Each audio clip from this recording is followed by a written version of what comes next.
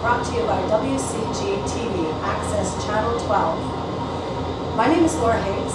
Today is June 26, 2018, and we're here on the simulator at the Railway Museum. Their season is about to start here at the museum.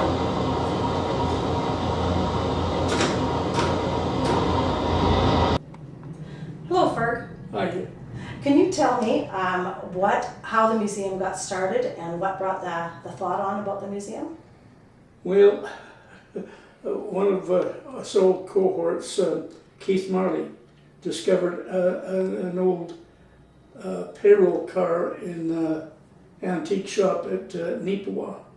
And from there the idea started, could we make a museum out of this? And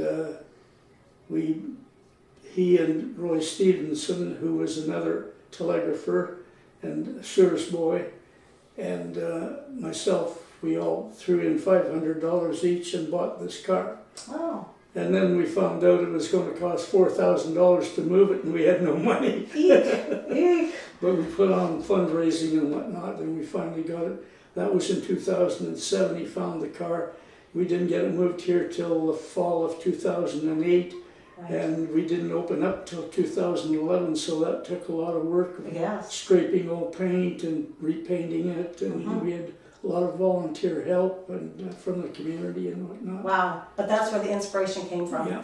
Is that you folks knew the history of the railway here in Souris, and you found a piece of equipment and went to town. All three of us had gone to school in Souris. We'd all become telegraphers, and we had all worked in the Souris station. So we were the last of the Mohicans, you might say, Yeah. because if we didn't do it, then that old railroading is all behind and lost. Yes, So that history is lost, yeah. for sure. For sure. So now then you got all that together and you've opened the museum, and the museum is a non-profit organization run by volunteers, right? That's right, yes. So how many volunteers do you have at the moment? Oh, well, we've got 7 days a week, that's 14 volunteers for tourist guides when we're open during the week, and then there's a lot of other people behind the scenes. So you have a committee that works through the year to make sure everything's up and running? Well, when we called a public meeting, and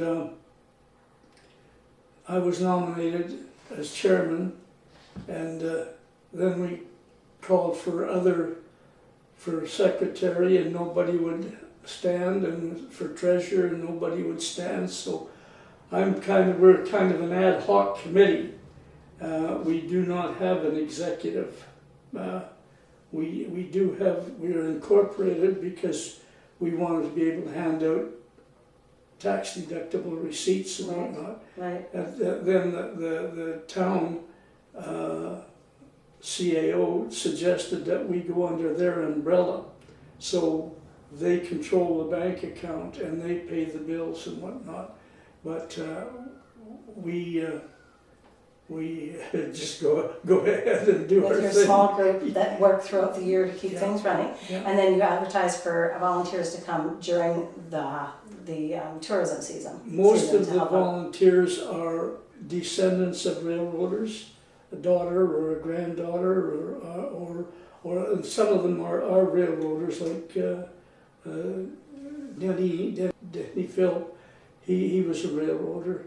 And we also have, like Marley is, he's ill now and he can't attend, but Jerry Gady from Verdun drives over here every Saturday to sit with me in the museum. He was a telegrapher too, and we get a lot of help from people that don't even live in Souris, but they're more interested in this museum than a lot of people. And the history, Yeah. So therefore, can you tell us a little bit about the CPR history here in Souris? Well, the CPR Railroad, the first train arrived here in 1890 on January the 13th from Brandon. It took a half an hour to go 8 miles from Brandon to Kemney, and an hour to come 16 miles from Kemney to Souris. Wow. but that was still faster than a horse and buggy. I bet. And a lot of the farmers, they had to haul their grain to Alexander or to Brandon, and that was a day or maybe 2-day journey, you know, and by horse. So, and then from Winnipeg, that was from Brandon in 1890. From Winnipeg, they arrived in 1892. They had a problem at Trees Bank building the bridge there. It was called the Milford Bridge, and it was one of the longest bridges in Canada until they filled all the whole structure in with earth, and then it became shortened. But yeah. So what happened before you said horse and buggy, right? Well, there was a 15-year-old boy arrived in Souris when he was 15, and one of the early settlers, Senator Kirchhoff, really liked him, and Kirchhoff had a livery stable right where the Plum Museum is right now. And he showed this young lad, Carter Brindle, all about horses, and he took him under his wing. When he turned, Kirchhoff also had the contract for running people and mail to and from Brandon.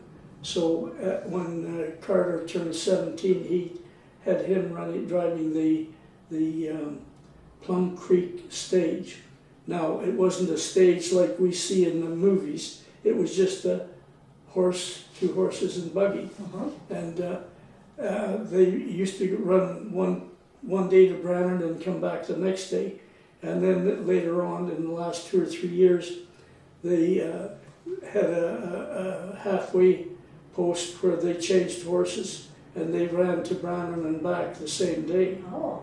But Carter Brindle was one of the early settlers. When I was 15, he approached me. He used to live where Bill and Sheila Kirkup's house is, there on the Just down the street from the museum here. Just off the bridge. And he stopped me one day in 1945, and he said, "How old are you, son?" And I said, "I'm 15. And he said, "Boy," he said, "I would like to see all the changes in the world that you're going to see in your lifetime." He would be 85 then. Wow. But anyway, Carter, he took a correspondence course in architect, and he was so good that all the tests, all the plans that he sent in and the tests and whatnot, they told him that he did not have to write final exams for his certificate. And so he got his certificate, and he had made plans for about 70 of the buildings in Souris, including Hillcrest Museum and whatnot. And he was not a rich man. He was just a normal guy. But he hoped to live long enough to see television, and he did. Yeah, wow. That's the little story about the history, certainly the history. So it was after he stopped, after the railway came to town and he stopped going back and forth, that he became an architect. And wow. Yeah. Sounds like a very intelligent man. He also had 2 son-in-laws that were railroaders. Jim Shan married Marion, and Bill McDonald married Edith. And Judy Sambell still lives in Souris. She's a granddaughter of Carter Brindle. Wow. So a lot of history in that family. Yeah. Okay. So Ferg, tell us about the museum itself. First off, you have a website, right, that people can go and read some more history? Yes, and that website is really catching on. We're getting a lot of results from it. Tracy Ealing, our computer repair lady in Souris, she volunteered to set this up for us. And I think that was back maybe in 2012. And I sent her stuff to put into it, but it became too much and she was too busy. So we never had anybody that could do that job.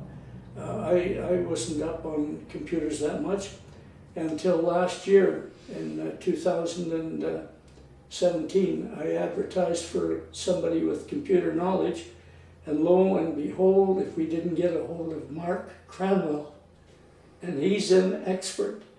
So Mark, from December the 9th, 2017, he puts everything in, and I typed them up for him and whatnot.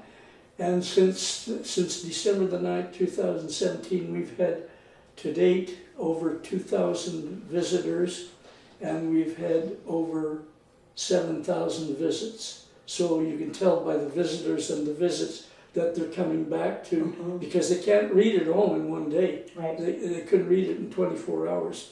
And we've got some nice YouTube stuff in there and great stories. There's news under the home page.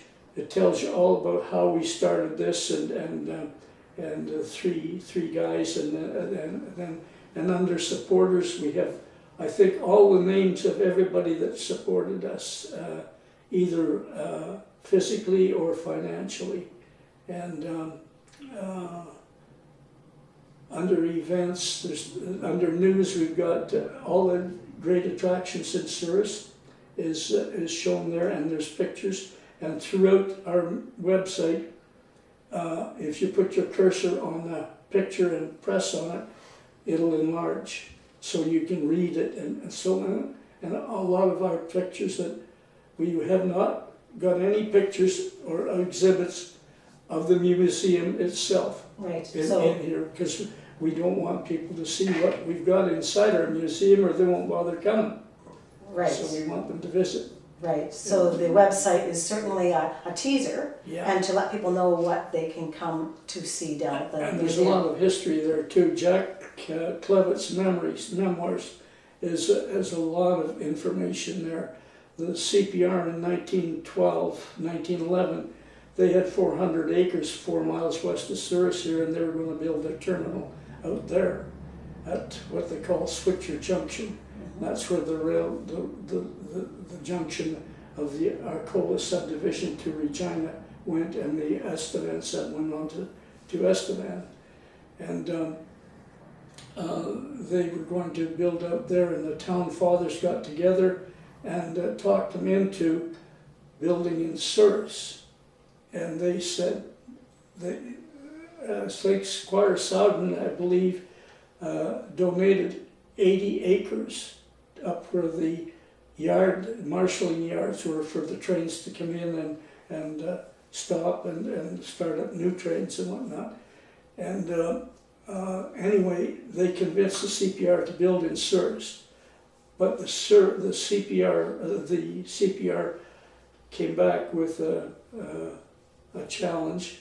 They said they wanted Souris to have sewer and water facilities. Oh. So that's when we got them, was in 1911. Wow. At a cost of $200,000. Wow. And they built a new station in 1911. It was a cost of $35,000. The new post office was $33,000. That's where the Friendship Club is today. And and they built the dam to hold the water back so they could get water from the river piped up to the roundhouse for the engines and whatnot. So there's a lot of stuff going on in 1911. But they ended up building. Yeah, the station here. They built it here. Yeah. Great. And Right. Souris was I've always heard of the Souris division, but nobody could prove to me that there was a divisional point here. And our territory ran from Fort William to Broadview, Saskatchewan, and that was called the Manitoba District. And there was 4 operating divisions, which was the Kenora Division, the Portage Division, the Brannan Division, and the Souris Division. And Souris had all the tracks south of the main line and all the branch lines from Laravere to Napinka and so on. It was almost 700 miles of track. And they had their train dispatchers living in Souris and working at Souris. So they had a superintendent here, and upstairs was all the clerks' offices for the superintendents and the engineering department and everything. We can prove it. I've got proof on paper that this actually existed. And friend Bill Hooper from from Revelstoke. He sent me some stuff just lately, an old timetable from 1929, and it shows the Souris division and the names of the dispatchers and so on. Wow. So yeah, we've got a lot of history that we can prove. Right. This little place here could become a reference place for people wanting to find out more. Absolutely. So you also have a lot of rare items in your museum. Can you tell us about a few of those? Yeah, our pride and joy is the first rare items is 26 train orders from 1891 and 1892. We were lucky to get them. They were the collection of conductor Angus MacDonald, who was the first conductor on the Ruston Wolseley mixed passenger train, and he had a son that worked in Souris, but the caboose committee ended up with all this stuff, and they had no place to put it. So when we got started, they gave it to us, and we have it. It's under lock and key right now, and in a 3-ring binder, and lots of warnings not to destroy this. This is rare and artifacts, and we have photocopies in a 3-ring binder also in the museum that people can look at. They're rather faded right now, but and then he also had a timetable from 1895, and one of the things I noticed right off the bat was all trains west of Brandon and Souris ran on Mountain Standard Time, but there was no provinces west of here. It was all territory. Saskatchewan wasn't a province till 1905 in Alberta. Right. So we were on the east of here was Central Standard Time, and west was Mountain Standard. Yeah. Really? Wow, that's interesting. What other rare items do you have? We've got a 1931 plain dealer, Souris plain dealer, a 50-year edition. And there's a lot of stuff in there about Carter Brindle and stories of his trips to and from Brandon, getting lost in a snowstorm and stuff like that. Wow. Yeah. We've got Keith Marley came up with a 1918 telegrapher seniority book, which also shows our train dispatchers in Souris and whatnot. Helps further more proof. And we got the minutes of the railroad, the Brotherhood of Railroad Train, no, or BVRT, no, Order of Railroad Telegraphers, Brandon Division from 1907 right through till they folded up. Wow. And they're stored away also.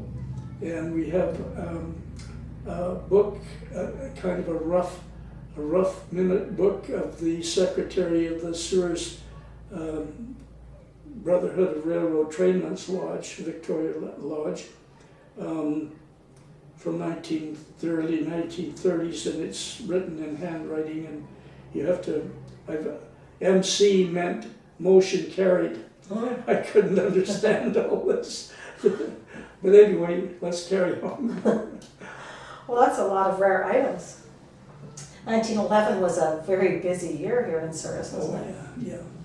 We also have a 1912 map on the wall that was made by the engineering department of the CPR from the superintendent's office, and we show people how the trains came in from the west and terminated and went out to Brandon or out to Winnipeg and so on. Pictures of the roundhouse. It had a roundhouse and a turntable and so on, and we've got stories about that. And shows the old mill, which is where the mill estates is now. Right. And pictures of that. We've made. Somebody said one time, "Did Souris really have a roundhouse?" And I thought, "Yeah, what the heck?" But people don't realize that, and they like to see the picture and hear the story about the roundhouse and so forth. And Yeah. So we've got pictures all around this map showing stuff about Souris as Yeah. well.